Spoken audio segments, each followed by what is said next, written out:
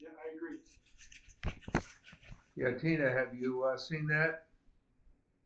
Yes, it looks great. I might have to go there. I really like, yeah, I mean, the renderings are wonderful. And, it's nice the way they did the false dormers and that sort of thing down the side. It looks nice. Okay, I would. I made some notes. I spent a little time with this, and it's well articulated. And since we do signs a lot, I would just want to comment on the signs that on the front or the street side of the car wash, you have the second sign, but you would do well to recess uh, that in 2 feet as so to be a separate sign. Otherwise, we'd have to draw that rectangle around the whole unit, and then that would be prohibitive as far as your percentage. You follow what I'm saying? Yeah, we already got the same feedback from Mr. Friedman and zoning. And these signs these are just placeholders. By no means these are the proposed or the final signs. These are just placeholders for now. Yeah, okay, because you got two wall signs. You got two buildings, so you got four wall signs, certainly. But were you planning? The other thing that I noticed, well, you didn't have on here or show a freestanding sign. You're allowed one for the lot, but then I'm guessing that you're going to probably have to have some kind of signage in the entry to the car wash about what services you're going to have, and that's normally, at least in car washes I've seen, it's a freestanding sign, so that may become an issue. Just uh, just in passing. Yeah, Uh, we talked to zoning about wayfinding signs and signs like that. So that, those will be details that have to be worked out. Of course, these businesses need certain particular items like that, as you described. Um, but, yeah, like I, all other car washes and all other businesses work that out. So that's just one detail that we'll have to work out as Yeah, well. I just went through the detail just to bring up things that would probably come up. Yeah, Because just like the absolutely. directional signs, I was assuming that before per building, it's actually four per lot, and that would be, and judging by the layout, of the driveways, you're gonna need more than a few, and maybe painted arrows would suffice in the road uh, as opposed to actual signs in the ground. I don't know. That's something you'd have to work out. Um, Windows, I noticed in the rendering, they look like they might be the reflective or phony windows. Uh, the, the solid windows or the faux windows wouldn't be eligible for the percentage of signage if you were to put that in a window. But we don't allow reflective mirrored or reflective windows. So that's something to consider.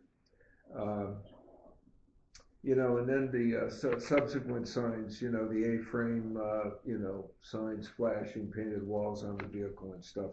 You've got the book, so you know what those are. Uh, Ed brought up the screening for it.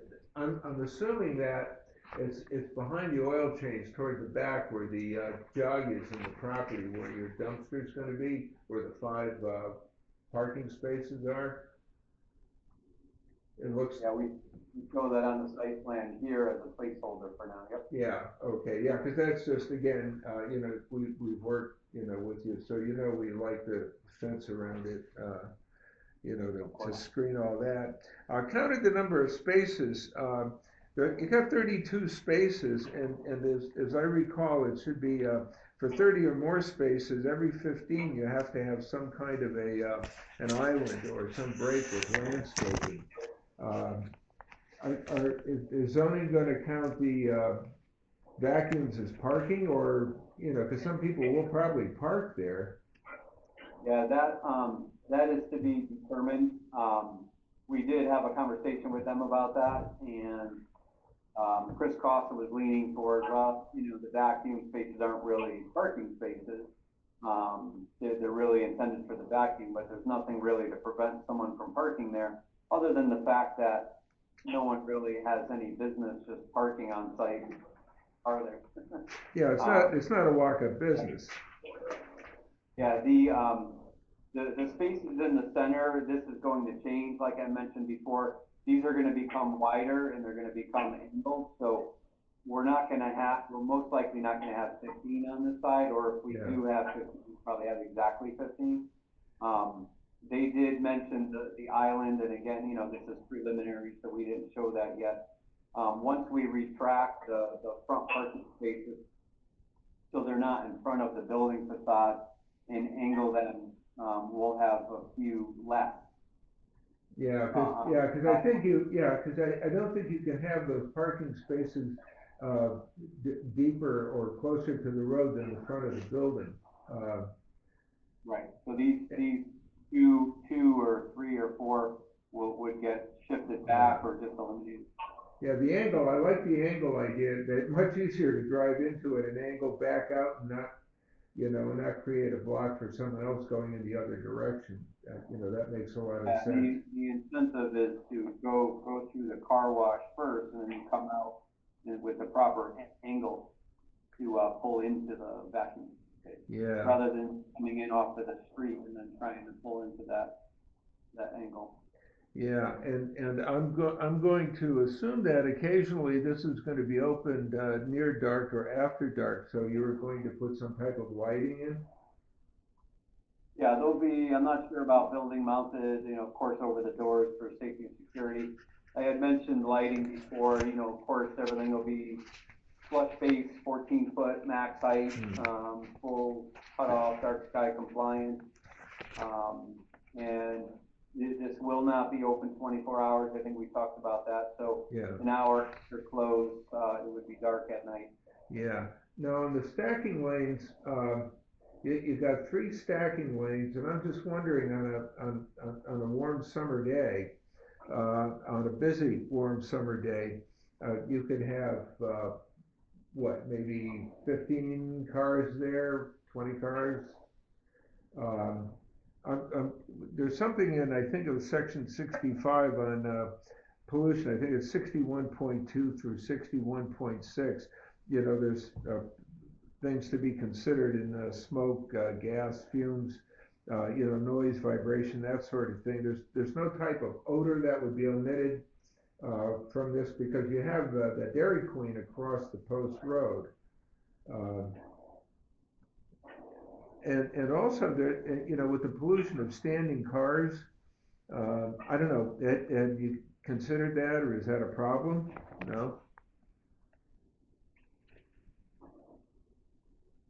It's probably no different than the parking lot at Dairy Queen when there were 50 cars there. Yeah, okay. Okay, I just, I thumbed through the book just to, so to see what might apply or might not apply. The cutouts, I think you're going to probably do a traffic study. The entryway, because I think the rules call for ideally, and it didn't say absolutely, but ideally your cutout should be in the middle of the lot. But you have the extra cutout to go into the oil change. That's kind of at an angle. It almost implies you could only get into it from the what would it be? The westbound lane. And I'm just thinking it's kind of like that going into Max's place, that westbound entrance into Big Y, where you can't go the other way. That's a one-way entrance. Would that pose some kind of a problem? No, that's going to take some load off the main entrance. No, this could be straightened out. The reason why, first of all, the majority of it, when you first pull in, you're straight. You're pulling in perpendicular into this location, and then you take that slight. Okay. And the reason that we had that slight bend was to achieve the full perimeter landscape buffer. Yeah. On this side, we're still going back and forth about how the drive entryway should be configured. There are two-way, very wide driveway entrances right now, one here and one over here. So we are generally overall reducing the landscape width in the front landscape area. There is a net increase of landscaping positive end result there. As far as the very final configuration of these, whether they shift or whether they get slightly reconfigured, that's to be determined. Yeah, okay. A point made, and during the current edge of this driveway is here right now, so we could line up with that edge and have it more straight through. Yeah. Yeah, I just think it would just make the turn easier, just knowing what that little section of road's like. I've been to electric wholesalers trying to get out of there, and that can get interesting on a busy day. So that's just a thought. Other than that, I really have nothing else. Tina, do you have anything that you would like to add? Any thoughts? I know this is all preliminary, but I'm a little confused by some of the arrows. Are they, just the ins and the outs, like you come out that one, just, but I mean, I'm sure you'll have that figured out. Yeah, this right now, the way this is, and again, these may change, right now, the way this is entrance only. And basically, you could come in here to go through this way and get around and into the car wash if you wanted to, but generally, this is intended for the oil change. So you come in through here, you go down, you queue up here, you wait to get your oil change, and then you get here, you take a right turn only, and you could either go back through the site, through the car wash, or you could leave. Okay. In this area. For the car wash, you generally either come in here or here, you go straight up through the pay station, and then through the car wash in a northerly direction, and then you exit this way. And this is where the angled vacuum spaces will be, so you just go right into those. Right, okay. And then once you're done with that, you back out and you just directly leave the site. Okay, got it. Ed, do you have anything else? No, I'm good. I'm good for now. Yeah. I have one thing about the signs. I know you said they were, is that like the color palette or just completely not, what you're doing? You just have them as stand-ins? Guys, Rick, Damien? It's still to be determined, Okay, but probably in that family, probably the reds and blues, only because you want it to jump out a little bit. mm-hmm. And I know that might be what your concern is that they do jump out a bit. I don't think that they jump out. I just feel like it's reminding me of like the ambulance place, Oh, yeah. the red and white. So, because we had one of those before, I think it's no longer, right? The Hunter. Yeah, no, it's not anymore. Yeah. But I don't know, to me, it just, and I know it's just, I'm throwing that out there, that's all. It's fair consideration. And, I don't think it's bad, I just like, it just keeps screaming, ambulance to me. I don't yeah, and I know in the past we've shied away from red too, a lot of red signs.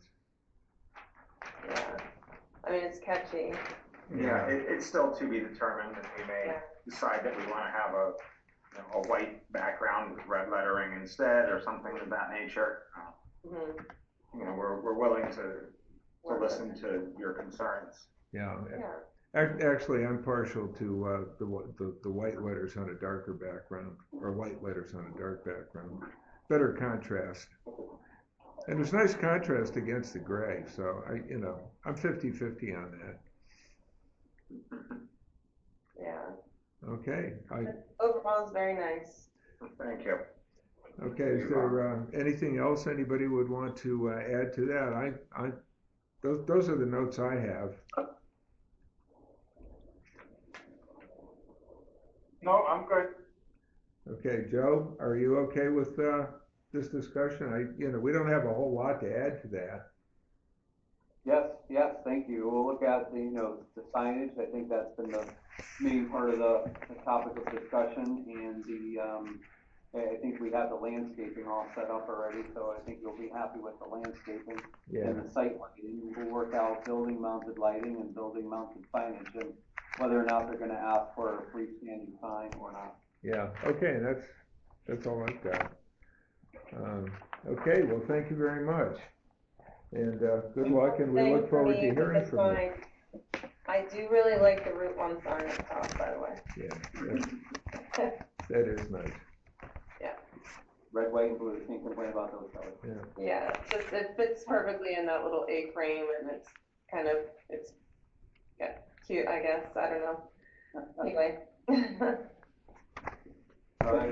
Thank you everybody for your feedback. Okay, very good. Good night, thank you. Thank you. Thank you. Okay, we'll go on to, the minutes, item B. Without objection, we'll accept the minutes as presented. Okay, and Second. all in favor? Aye. Bye. Aye. And item C, I'm gonna continue, since, you know, I think there should be more than Janice and myself in the room when we do that, so. It'll be a continuation of election. Hopefully, we'll all gather at the next meeting. So why don't we do that? So I actually would take a motion to adjourn. Can I add one thing? Oh, go ahead. Are we still looking for a couple members? Yeah, Yes. we have Michael McGinnis, who didn't respond to this meeting. He's an alternate with He did Kate. actually. He pulled did? his Achilles. Huh? He pulled his Achilles Oh, okay. and he couldn't walk. Okay, so he next still needs to meeting get we'll probably sworn meet in. Michael. He's the Okay. newest member as an alternate, but we still have another vacancy and we don't know about Catherine yet. Okay, I have someone, that I can recommend. She's new to town, but she's very talented, both visually and also she's in like the manufacturing industry, but she has a lot of, I think a lot that she could bring to the table. I've known her for maybe about a year now. Would you like me to tell you her name? You could, but what I would suggest is that you direct her toward Carl. Carl? Okay. Yeah, because Carl, the membership and because appointments Goes through him. go through his office, but, you know, I'd be happy to, yeah. Okay. Yeah, I will, I'll send him an email. Yeah, okay, that would be great, Tina. Mhm. Okay. So that's, I have one little thing that's not on the agenda because it came up actually after I had done them. okay. The two design award winners, 745 Osteria for the rebuild in Hanford Commons. Yeah. I just wanted to get feedback on the pictures that we were going to put into the placard, but better to do when there's more people physically here. Yeah, I maybe think. the next meeting. Yep. Yeah, okay, so we can do I'll that. help you next one. Okay, great. Okay, so did we actually vote? Okay, that was the discussion, so we're gonna vote on adjournment. All in favor? Bye. Aye. Aye. So moved?